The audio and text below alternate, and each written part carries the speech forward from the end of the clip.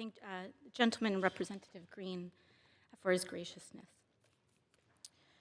Today, the Republican House majority brought to the floor a resolution honoring, quote, honoring the life and legacy of Charlie Kirk.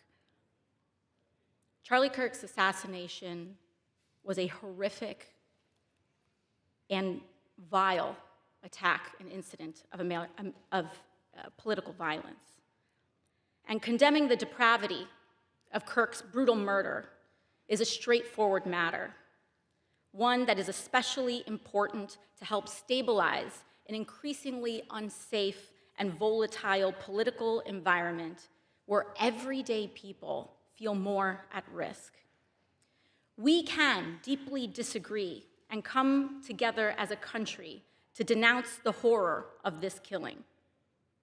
And it is not a license for the abuse of power and whitewashing of American history. Today's resolution only underscores the majority's recklessness by choosing to author this condemnation and honoring on a purely partisan basis, instead of uniting Congress in this tragedy with one of the many bipartisan options to condemn political violence and Kirk's murder, as we did with the late Melissa Hortman.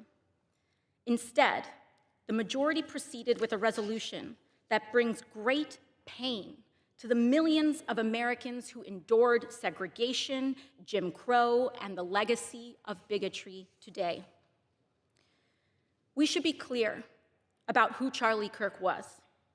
A man who believed that the Civil Rights Act that granted Black Americans the right to vote was a mistake, who after the violent attack on Paul Pelosi claimed that, quote, some amazing patriot, unquote, should bail out his brutal assailant, and accused Jews of controlling, quote, not just the colleges, it's the nonprofits, it's the movies, it's Hollywood, it's all of it, unquote.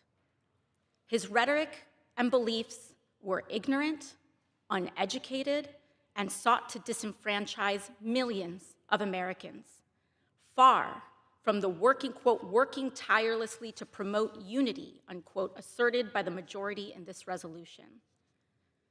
It is equally important that Congress does unite to reject the government's attempt to weaponize this moment into an all-out assault on free speech across the country, all in the name of Charlie Kirk.